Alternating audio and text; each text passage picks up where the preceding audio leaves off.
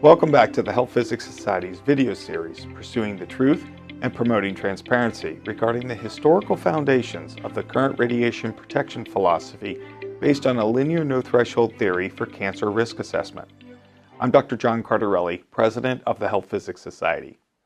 In the 20th episode, we learned Liane and Bill Russell's work with mice had shown a clear threshold effect in female mice and a linear no-threshold effect in male mice. As a result, the newly formed BEIR committee decided to recommend a linear no-threshold response model to the U.S. Environmental Protection Agency, and its recommendation ultimately served to set national policy for radiation protection purposes in the United States. In this episode, our historic journey concludes with an unexpected observation from Bill Russell's only graduate student, Paul Selby, who begins to organize several decades of research led by the Russells and notices a striking error in their work. What was it?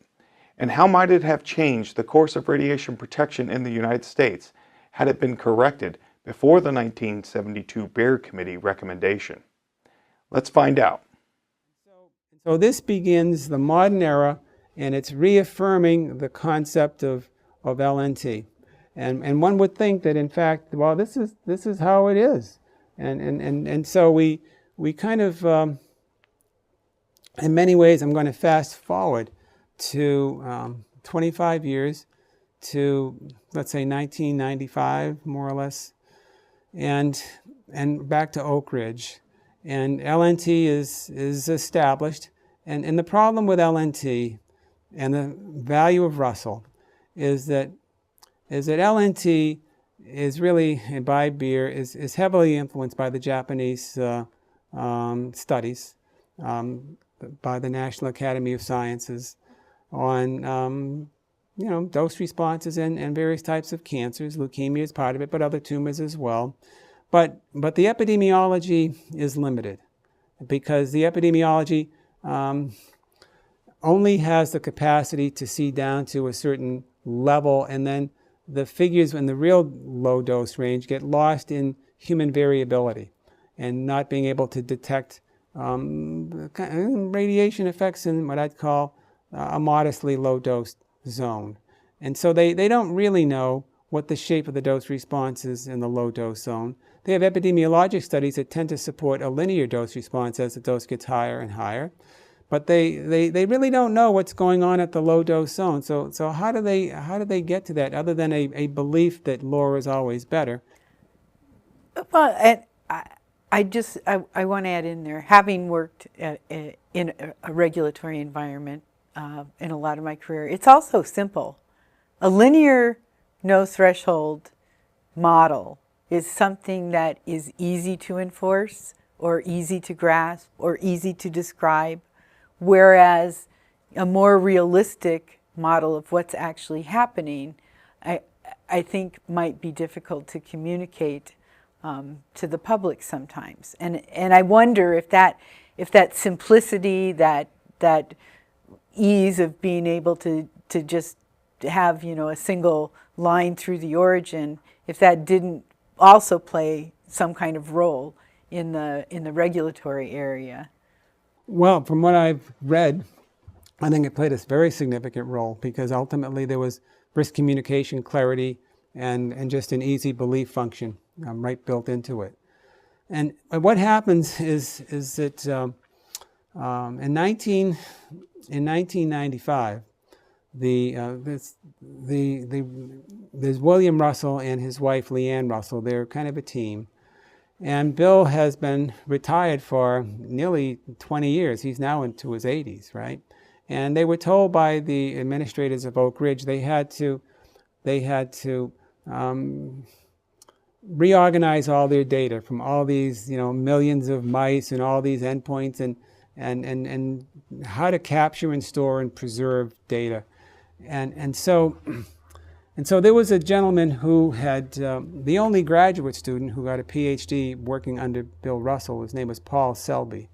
And Paul got his PhD in 1972, took a postdoc for 3 years in Germany, came back and then worked the rest of his time at Oak Ridge and worked under the direction of Liane Russell at who his supervisor was. And, he's a genetic toxicologist and all this time with the Russells.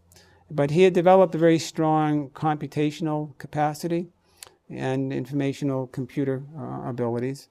And so he was preserving all his own data for these same sorts of management redirection things over a career as well. And so Bill and Liane saw what he was doing, and they asked him to go and preserve all their records, which were much more extensive than his, and they really had to be done. And so he went and agreed to help them out. It's a lot of work to do that, but he was going to do it. And so, and prior to this time, he had seen that there were some irregularities in some of the responses of the control group that the Russells had. And on occasion, they would find, or he would observe, that they had something called a mutation cluster. And this would be an unexpected, massive increase in mutations within a certain study. And people didn't quite know how to deal with the mutation clusters in analyzing data. And the Russells, when they had seen it, but they'd only reported it a few times, and in the literature. And it was more or less of an observational aside. They never really said how you're supposed to deal with this thing. And so what happened is that, and according to Paul Selby, he had more or less strongly encouraged William and Liane Russell to address this issue, but they seemed reluctant to do it. And so when he went back to begin to try to organize all the data, what he found was something really unexpected, and that was that he found that they had started getting clusters as early as 1951, and that when he had all the files, and paper files as well as computer files on this, and what he found was, in fact, back in the early days when they were establishing what the mutation frequency was for the control group and for the treated groups, that the Russells excluded the cluster data from the controls. And so when they looked at this 15-fold difference, if you were to actually add the cluster data into the controls and you then compared it to the treatment, there had been basically very little difference between them. And so the question. Did they simply ignore the clusters because they couldn't explain them, or what? I guess you said they didn't really give an explanation of why they... Well, it was hidden. They never reported it, and it was kept in their records, and they had many, many publications, but it was never included in their publications. Were these just like statistical excursions, or do we even know? Well, I wouldn't call them statistical excursions. They were hard to predict, but they were related to exposures. Compared to exposures, but they occurred within them. He was concerned with the control group, and just a natural occurrence as well. And so what happened is that this troubled him because it went way back to the beginning. And then he found, other rather massive increases in clusters in 1954 and some others, and so what happened is that he began to wonder about the quality of their papers and the legitimacy of some of the papers and what they might mean to the risk assessment story. And he didn't know how many clusters were there. He had uncovered a number himself, but how many were there? It was a massive, many, many years. It was from 1950 to now 1995. And he's trying to go through all this and to try to figure it out and to put it together. And so he thinks that this is an issue, a big issue, because everything is dependent upon this mouse, the database. The value of Russell's work back to BEIR was that it was, in several million animals. and it's going after dose response in the low dose zone. It provided like the homing pigeon for the dose response. I mean, epidemiology could only get you so far, but the Russell data could get you back to very low doses. And so it was very complementary, and it was a driver in this whole operation. And so what Selby did, he's an employee of the Mouse House over all these years, and so he writes, he goes in there nights and works separately, privately, and he puts together a rather large dossier of information of clusters and timing and what wasn't done, what was done, how it wasn't, and what it could possibly mean. And he sends it to the Department of Energy administration. And you have to just kind of picture this, that he's reporting this on his old PhD advisor, who's now 85 years old and a 13-year younger wife, put it that way. And they're major players. They have built the whole economy of that group. I mean, how many people are employed to manage 250 animals? And it's all this. And so he raises this question. And so they told him to go back in, and he had standing with these higher ups in the DOE. And so they told him to go back in and see if he could find more evidence of clusters. So he went in to, like almost like a detective, trying to find was this problem, but without telling the Russells, because there was some concern over why didn't they report these clusters? Were they hidden? Was there some scientific issue here? What was going on? Can you explain a little bit about what a cluster looks like in the data? Because I'm having a little trouble visualizing what the problem is. The clusters are due to a mutation that take place during meiosis, and they're taking place once the final division into 4 cells take place. And so they're a very unique place within the process of gamete formation. When it's a certain time when the mutation will take place. Okay. And so it's at that time when mutations will, in this particular clustering phenomenon, when they occur. So it's a cluster in time? It's a cluster within colonies, but it's taking place within a certain time process within the process of meiosis. So when you are forming the egg or the sperm, and so but within a situation, it may be that one individual may be responsible for many if it's a male, that sort of thing. It depends on the unique circumstances. But they found, and these mutations are tied into.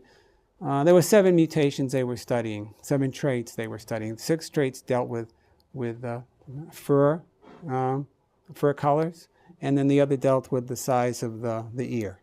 And so those were the 7 different traits that they were looking at.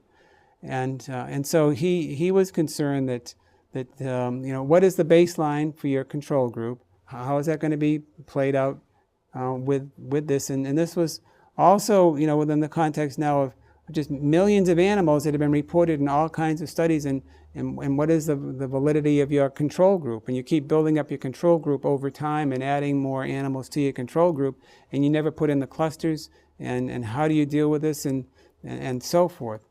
And so what happened is that eventually, in 1996, the Department of Energy decides to have a showdown and a big meeting. And so they know that the Russells are going to be defensive and that Selby has challenged them. And so it creates a lot of tension amongst everybody. And there were 4 people that were invited from outside of Oak Ridge, who are outside experts who in theory would have been somewhat objective, even though everybody knows each other in the world of radiation genetics, but who didn't have an axe to grind, and they could recommend. Then Russell could have chosen one, and the others, Russells could choose one, and the administration could choose 2, however that was to work out. And then you're going to tell us about that meeting. Yeah, and I have the transcripts of the meeting and whatever else that went on there.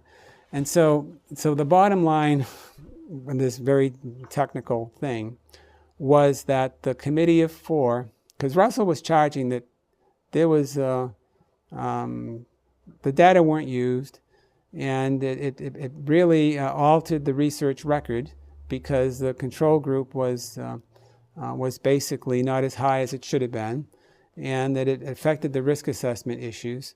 And he believed that the reason why they didn't include it was because it would have undercut the significance of their work.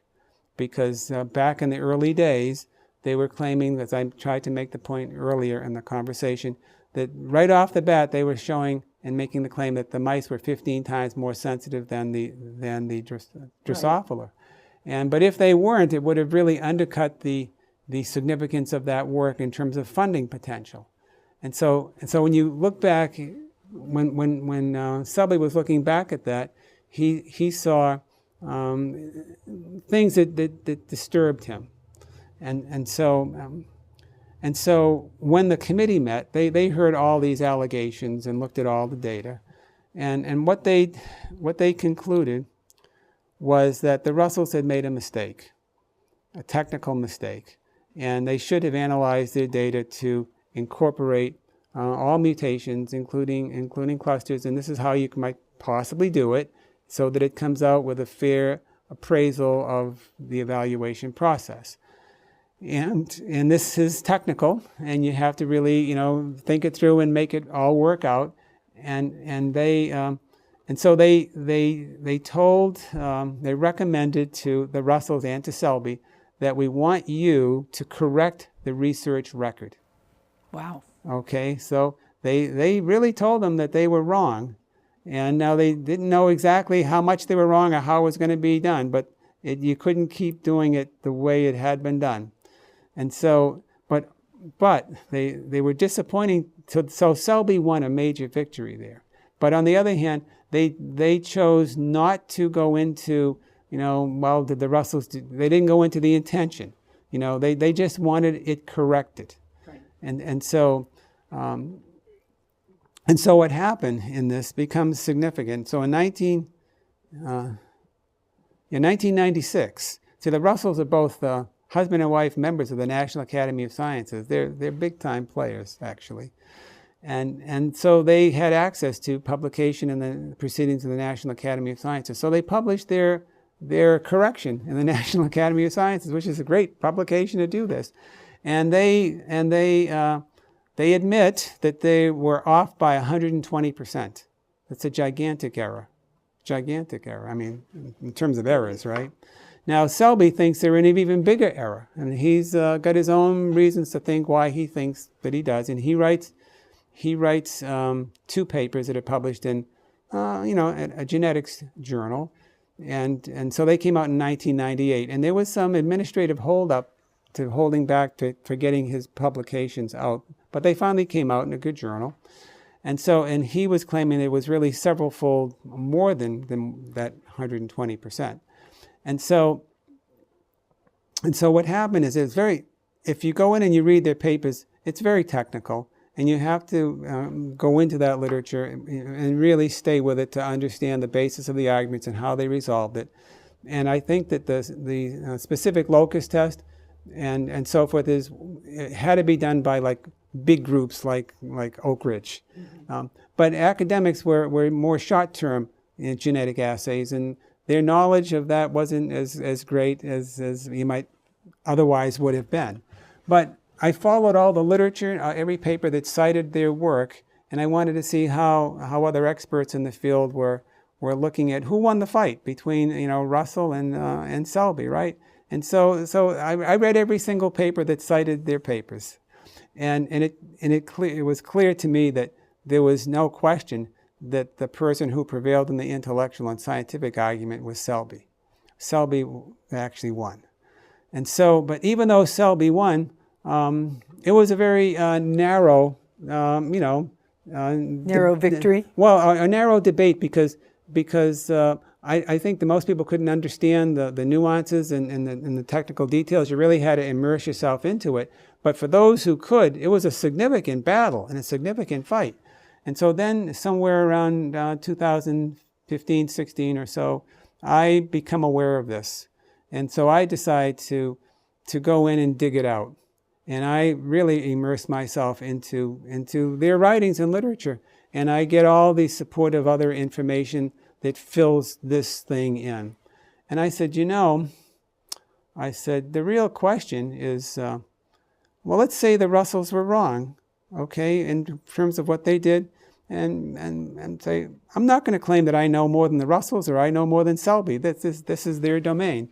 But I said, so as I did make a great effort to try to understand everything and so forth. But I said, I'm going to make an adjustment. I'm going to say, let's say the Russells had done it correctly. And when 1972 came to be, back when the BEIR committee was making their recommendation to EPA, how would their recommendation have changed if they in fact had used the corrected Russell value, not the Selby value, the corrected Russell value? Because, let's say that he was the expert on that. And so I went back in, got the data that was available in the 1970 to 1972 era, the data that they evaluated, and made their judgments on where the female was a threshold, and the male was still showing some effects because it hadn't shown all the repair and so forth. If you went back and you applied now the correction factor to the data that they had in 1972, and that they used as the basis for that LNT recommendation, well, the interesting thing is that the females that were then showing a threshold would have shown a hormetic dose response. Wow. And the males that were still showing adverse effects clearly showed a threshold. It changed the story entirely. It did. And what that would have meant is that if that BEIR I committee had actually used the corrected version, if the Russells hadn't hidden it or not used it or had published it, whatever you want to characterize that as, if they had just done this the way that committee had done it, instead of whatever games they were playing back in those days, they've just done that, it would have come out with a totally different recommendation. And this BEIR I committee, would they have still recommended to the EPA to follow a linear dose response when the data that they were highly relying upon was showing hormesis for one and a threshold for the other? Well, I would like to think they would follow the data, and they would have probably recommended, not hormesis. They'd have probably recommended a threshold, because that would be more consistent with their probably overall experience, at that particular point in time. But the Russells didn't share that data with them at the time, and so, and right at that same time in 1970. Russell has just come back from the France presentation, where he just eviscerates the whole underlying belief of the radiation genetics community, and he's still holding back perhaps on this other aspect, and it's so complicated it's hard to actually really fully understand, except I understand what the implications were, because what that really did was it continued the support of LNT. And it made, which were inconclusive at low dose radiation data. It said, well, it's supported by mechanistic and multi-million mouse studies, and so we're going with this. The toxicology and the epidemiology are fusing together and giving us, and it's been carried all the way through now through BEIR I, and so this is it's a major story of from 1956 all the way to the present time. To the present time. And if you go back and you look at it, maybe the roots of all this go back to Muller and did he induce mutation or not? The whole story is a case study of a serious scientific, ethical, and policy problems. And it's all embedded in LNT and leading individuals. Thank you for watching the 21st and final episode on the historical foundations of the linear no threshold theory, where we learned that in 1995, Paul Selby found an error in the Russell data that dated all the way back to 1951. He reported this to the Department of Energy, and an ethics investigation followed. that ultimately caused the Russells to correct the record. The dispute continues between the amount of correction that should have been made, but it was clear that a correction was necessary. If the Russells had not made their error, Dr. Calabrese concludes that the results of the mice studies would have shown a J-shaped dose response in female mice and a threshold dose response in the male mice. This conclusion would have made it very difficult for the 1972 BEIR Committee to recommend a linear no-threshold model to the U.S. Environmental Protection Agency. It's likely that a threshold recommendation would have been made if the committee had the corrected data. The current radiation protection policies would likely be very different today. I hope you enjoyed this historic journey and learned a few things along the way.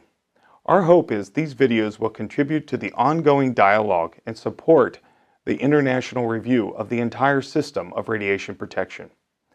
The HPS is a trusted source of radiation information.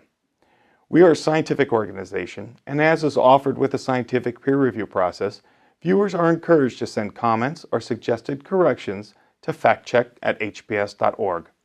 And be sure to include your sources so that we may correct the record if necessary. If any changes are made, they will appear at the end of this episode.